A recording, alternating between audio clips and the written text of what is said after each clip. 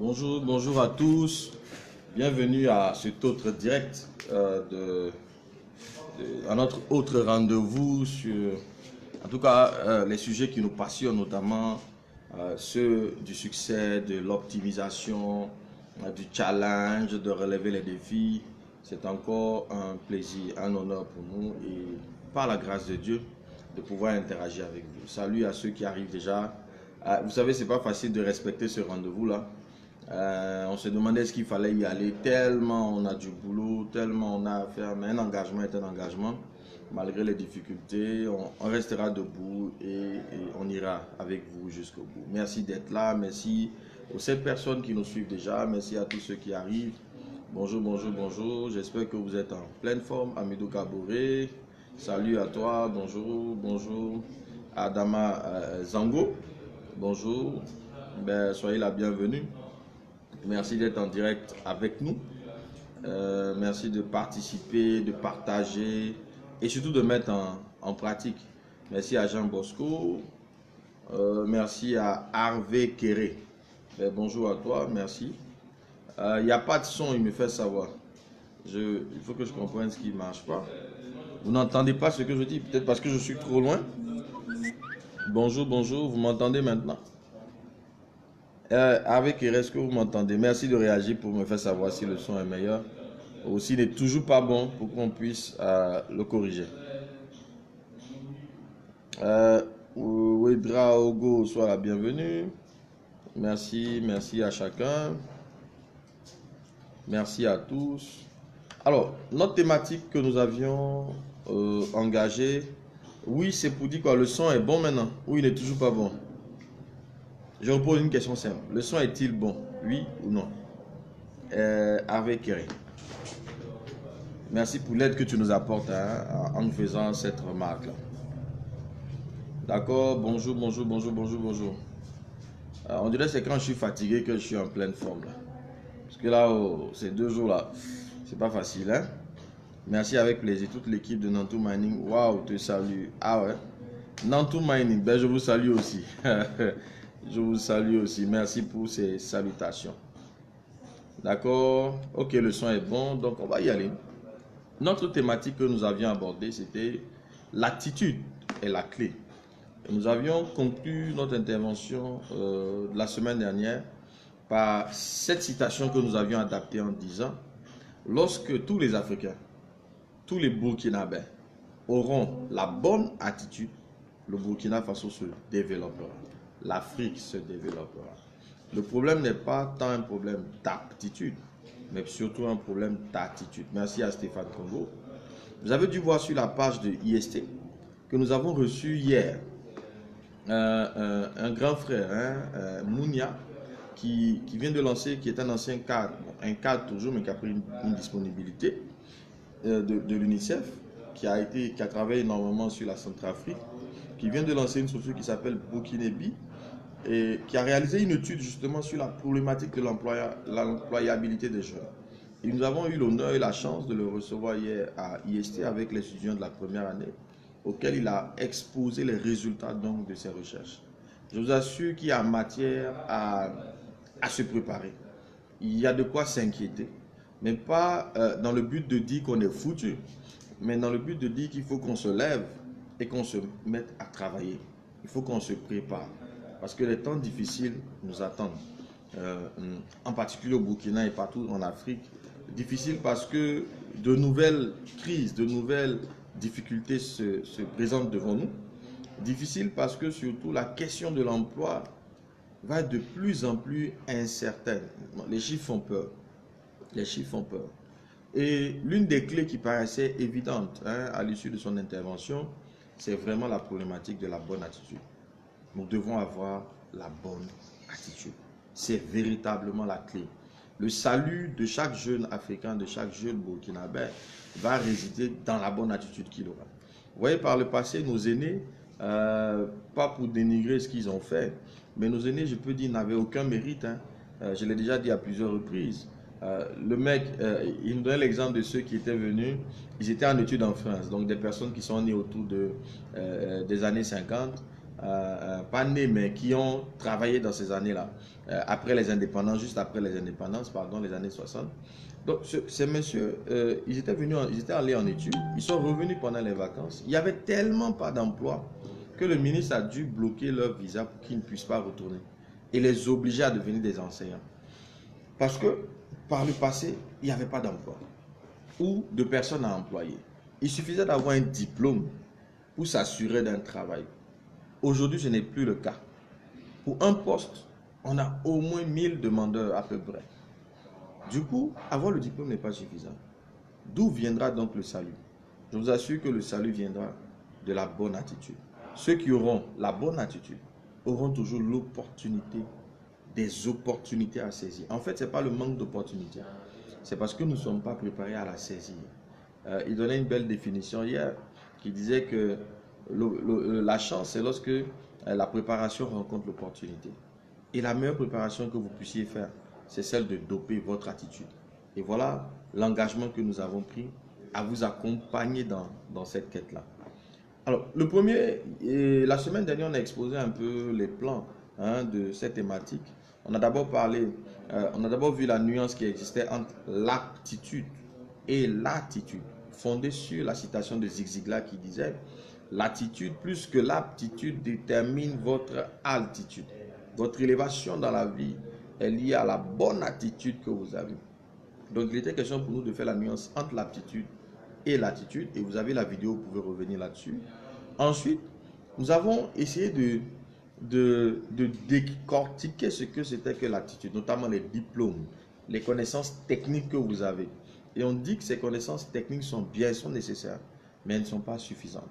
Et qu'il était important d'avoir la bonne attitude, le bon système de pensée, le bon paradigme, le bon quotient émotionnel. On peut l'appeler de diverses manières, mais le principe reste le même. C'est une question de valeur et de défaut.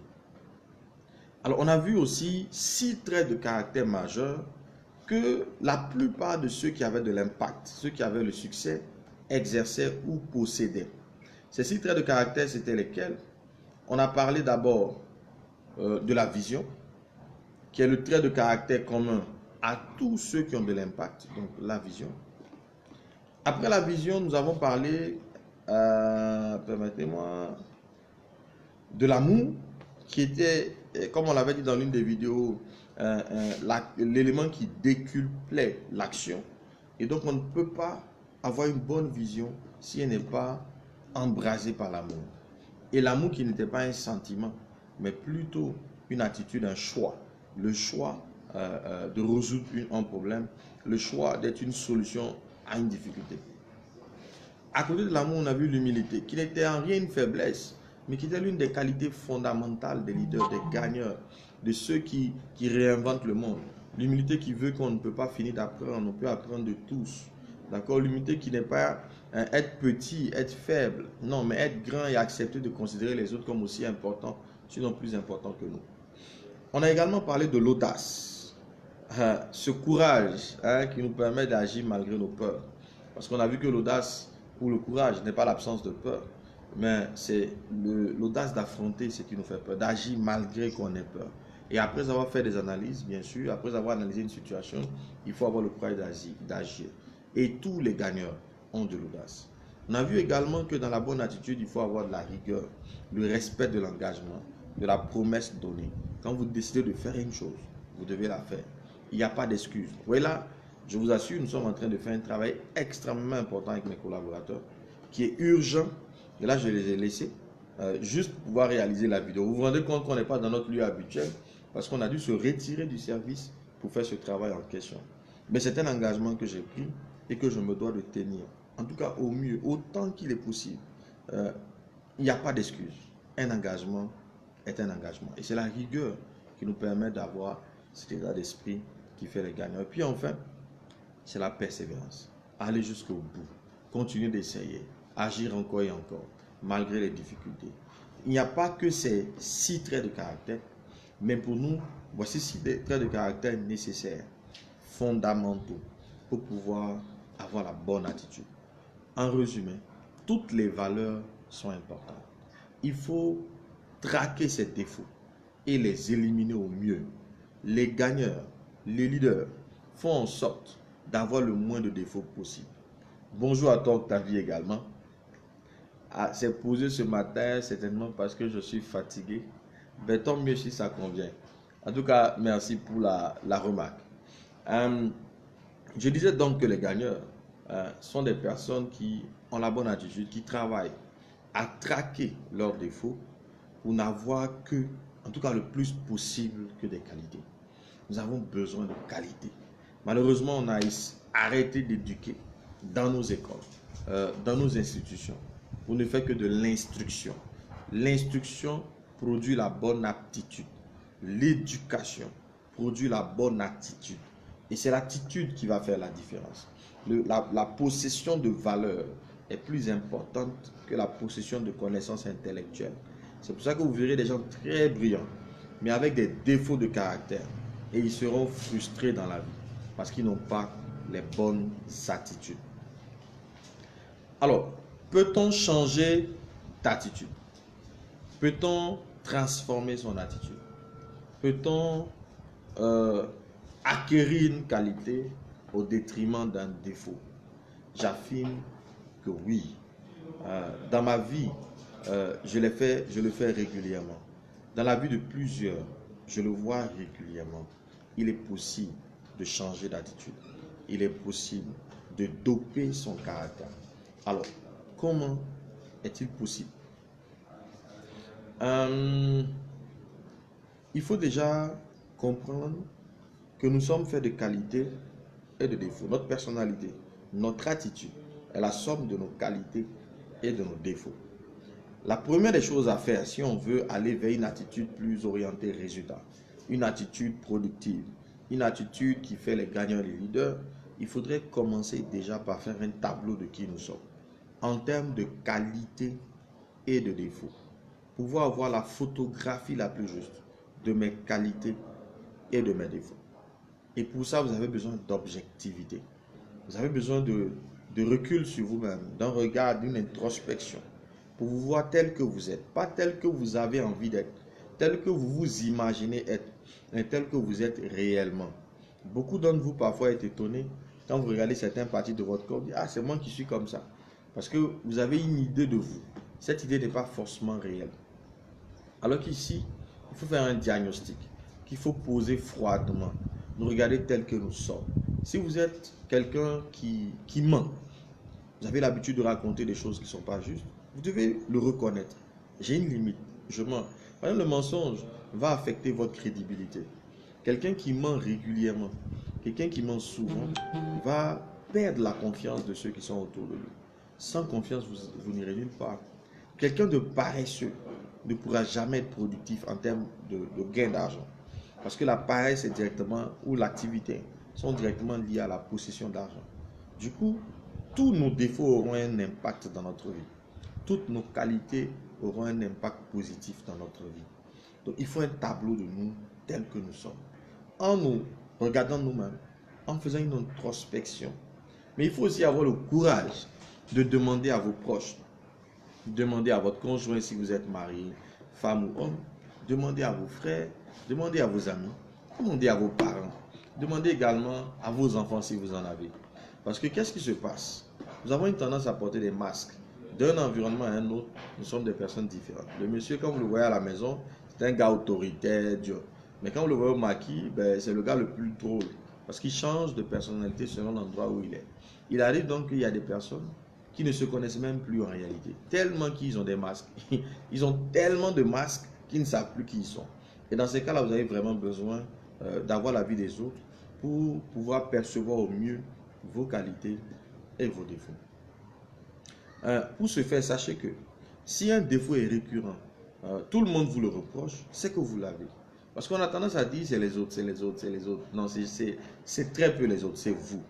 Donc si vous avez un défaut récurrent qui est régulièrement relevé par les autres, alors vous l'avez.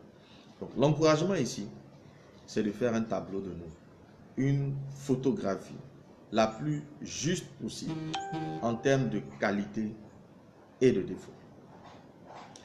Une fois que c'est fait, il faut identifier, on va commencer avec au moins un défaut que vous voulez corriger.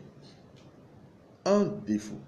Moi, j'ai eu à travailler, par exemple, sur ma rigueur pour l'élever, parce que je suis un ancien paresseux. Mais Dieu merci, aujourd'hui, je suis reconnu, pas de manière flatteuse, pour être quelqu'un de dynamique, de travailleur. Mais ça n'a pas toujours été le cas. Donc, identifier un défaut. Là, je te donne quelques secondes pour que tu puisses toi-même déjà avoir un défaut, pour te mettre au défi d'essayer la technique ou les techniques que nous allons te proposer. Choisis un défaut, un seul. Peut-être tu es paresseux, peut-être tu es colérique, tu t'énerves facilement, tu manques d'humilité, tu es orgueilleux, comme je l'ai été aussi à un moment donné. Peut-être que tu as peur, tu n'oses pas prendre des décisions. On connaît pas mal de personnes brillantes comme ça, mais qui ont du mal à construire une bonne carrière parce qu'elles n'osent pas, par exemple, prendre des décisions. Ça veut dire qu'elles sont minées par la peur de échouer, etc., etc. Donc, quel est ton défaut? Choisis un seul. Je te mets au défi de choisir un seul défaut. Nous allons travailler sur ce défaut-là. Et on pourra en inbox poursuivre dans la mesure de ma disponibilité, de la tienne, bien sûr, travailler sur ce défaut jusqu'à un résultat. Donc, identifier un défaut. Une fois le défaut identifié, j'espère que vous l'avez fait. Je ne vous demande pas de l'écrire ici, mais une fois qu'il est identifié, la paresse, mais la liste est longue, dit Octavie. Non, tu as cessé d'être paresseux il y a longtemps, je te connais là. Tu le dis peut-être pour encourager quelqu'un. Allez, Valéa Denis, merci d'être venu sur ce direct-là. Mais choisissez un défaut, un défaut. Les personnes qui sont tout le temps en retard, quoi encore? Exemple de défaut, donnez-moi. Octavie nous a envoyé paresse. Envoyez-moi quelque chose. Exemple de défaut. Christelle Gemima. Ah, finalement, hein. Merci d'être là encore. Exemple de défaut, l'indiscipline. Quelqu'un qui aime dépenser. Hein, il n'est pas discipliné. D'accord? Donc, identifier un défaut, peu importe le défaut. Ouais, j'ai un ami à qui je disais souvent que je cherche la pilule de l'avarisme. Parce qu'à l'époque, j'étais très dépensier. Bon, aujourd'hui, c'est corrigé. La nonchalance. D'accord? Un défaut qui peut s'apparenter à la paresse. Mais ça pourrait être aussi un problème comment ça s'appelle de choses, ce truc-là, de tempérament. Parce qu'on peut être nonchalant, mais ça ne veut pas dire qu'on n'est pas dynamique. Ça peut être un peu de tempérament, mais on va l'assimiler à la paresse pour faire simple. D'accord? Donc, identifier un défaut. C'est identifié, alors on avance. On va vous proposer 5 méthodes, sinon 4 méthodes pour corriger un défaut. Première étape, identifier, c'est fait. Deuxième étape, vous savez que l'homme, toi et moi, en tant qu'être humain, nous avons 5 sens qui sont la vue, le goûter, le toucher, l'odorat et l'ouïe. 5 sens. Et l'homme que tu es, que je suis, est en contact avec son environnement par ses sens. Si on fermait les sens d'un individu et qu'il ne pouvait plus ni voir, ni entendre, ni écouter, ni goûter, etc., soyez sûr qu'il ne pouvait plus interagir avec son environnement. Nous interagissons à travers nos sens. C'est par nos sens que nous apprenons. Avant de revenir au sens, je donne un principe de base. La personnalité d'un individu, il est démontré, vous pouvez faire des recherches en psychologie, la personnalité d'un individu se construit de 0 à 7 ans. Ça veut dire que l'essentiel de nos qualités, de nos défauts, sont acquis de 0 à 7 ans. Et de 0 à 7 ans, le subconscient est ouvert, il est perméable. C'est pour ça que l'enfant apprend plus vite que l'adulte. Vous prenez un enfant, vous l'emmenez en Inde. En 3 mois, il peut comprendre l'indien et parler indien. Mais vous emmenez un adulte en Inde, il lui faut beaucoup d'années, à moins qu'il ait une oreille pour les langues. D'accord? Donc, le subconscient est la mémoire morte de l'homme. C'est là où tout ce que nous savons, tout ce que nous avons vécu, tout ce que nous avons expérimenté, même quand nous pensons l'avoir oublié, rien n'est oublié. C'est logé dans notre subconscient. Et ce subconscient est programmé comment? Ces données y arrivent comment? Par le biais de nos sens. La vue, le toucher, le goûter, l'odorat et l'ouïe. Une des choses que vous devriez commencer à faire, si vous décidez de changer une habitude, de changer un trait de caractère, c'est déjà de pouvoir emmener une nouvelle information à vos sens. Prenons le cas de quelqu'un qui était indiscipliné. Ça veut dire qu'il ne respecte jamais un engagement. Les engagements qu'il prend vis-à-vis de lui-même, les engagements qu'il prend vis-à-vis des autres. Il est incapable de les respecter. Et il veut devenir plus discipliné, plus rigoureux dans ses décisions.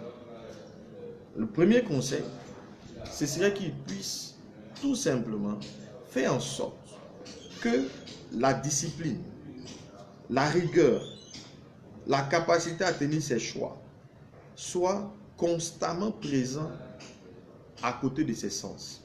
Ça veut dire que ses yeux voient des situations de discipline, que ses oreilles entendent le mot discipline, rigueur régulièrement, que sa bouche dise discipline et rigueur régulièrement, que ce qu'il touche, les endroits qu'il fréquente, soient en phase avec ce qu'il cherche.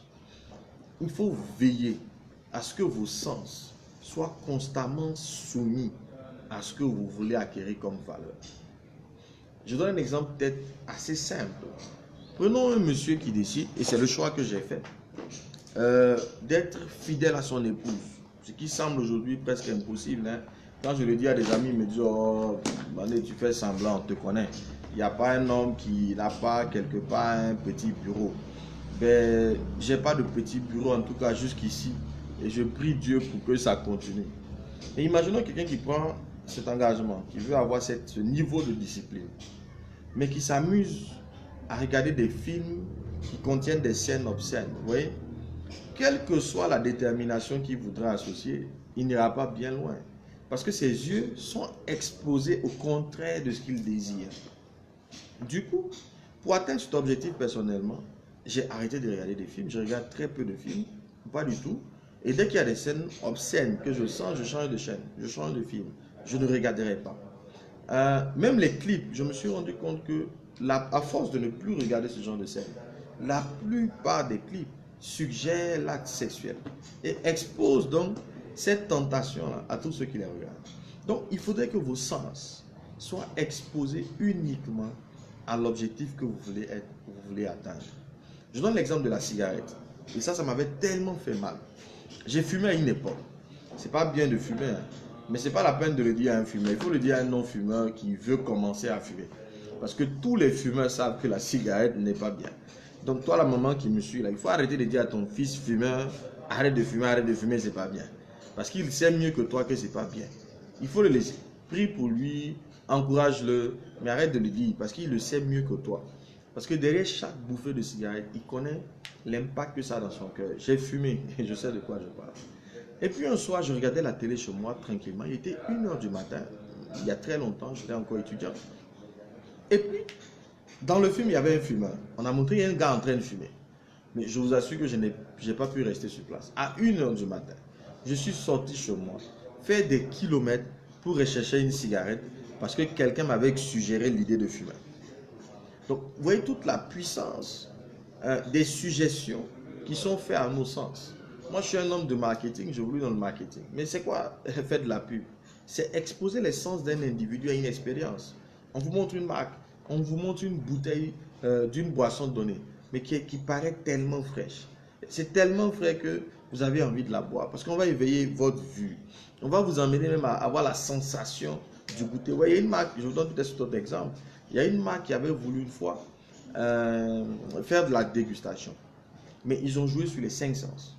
Il fallait que l'hôtesse qui faisait la dégustation, d'abord elle s'assure que la bouteille est bien fraîche. Et ensuite, quand elle veut vous donner la bouteille, elle la tient au niveau de vos yeux pour que vos yeux soient impactés. Ensuite, elle fait en sorte que vous la tenez dans vos mains. Donc, votre toucher est impacté. Ensuite, vous allez devoir décapsuler. Mais quand elle va décapsuler, elle s'assure pour que ça fasse le bruit qu'il faut, pour que vous entendiez. Ensuite, vous allez le boire. Et quand vous allez boire, vous allez avoir le goût. Vous allez avoir l'odeur, le parfum. Tous vos sens devaient être impactés. Donc, si vous voulez changer une habitude, soumettez vos sens à une nouvelle habitude. Je vous assure que ça marche. Je vous mets au défi de l'essayer pendant 21 jours. On verra les autres techniques, hein, mais toutes les techniques vont tourner autour de 21 jours. En tout cas, les psychologues admettent, plusieurs d'entre eux, qu'il faut 21 jours pour créer une nouvelle habitude. Donc pendant 21 jours, décidez de ne plus regarder la télé. Décidez de ne plus écouter n'importe quelle émission, de ne plus lire n'importe quel livre ou ouvrage, de ne plus dire n'importe quel mot. Il y a des mots que je ne dis jamais, parce que ces mots-là, quand je les dis, je les entends. Et il n'y a rien de plus qui vous conditionne comme ce que vous dites vous-même. Ce que vous vous dites vous-même à vous-même. Donc attention, protégez vos sens, ne les exposez pas. Évitez l'actualité, surtout en ces temps difficiles. Vous savez, il fut une année au Burkina Faso où on a traversé un vrai défi, c'était la période de l'insurrection populaire. Et je me suis mis à écouter toutes les radios qui annonçaient des mauvaises nouvelles à longueur de journée. Vous exposez vos sens, donc votre oui. Tout le jour, on vous dit, ça ne va pas, il y a crise, ça ne marche pas, le pays va mal, les affaires, est-ce qu'on va s'en sortir? Oui, quand vous entendez ça régulièrement, ça va générer en vous de la peur. Parce que c'est une information qui ne peut produire que de la peur. Donc attention à ce à quoi vous soumettez vos sens. Je vais parler d'un grand frère qui est directeur général d'une importante structure.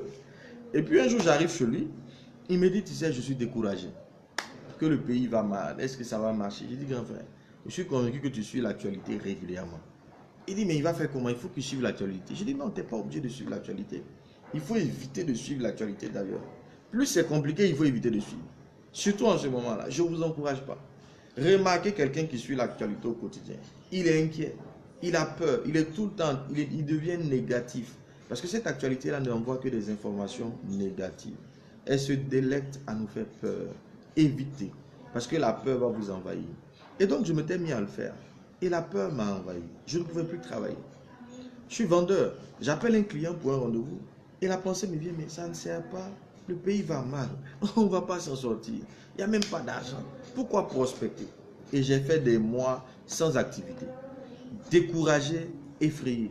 Jusqu'à ce que je me souvienne de ce que j'enseigne moi-même. Évitez de suivre n'importe quoi. Et je vous dis que j'ai arrêté d'écouter la radio. J'ai arrêté de regarder la télé. Je me suis focalisé sur mes livres de leadership, sur mes propres déclarations, en focalisant mes objectifs. On va en parler plus loin.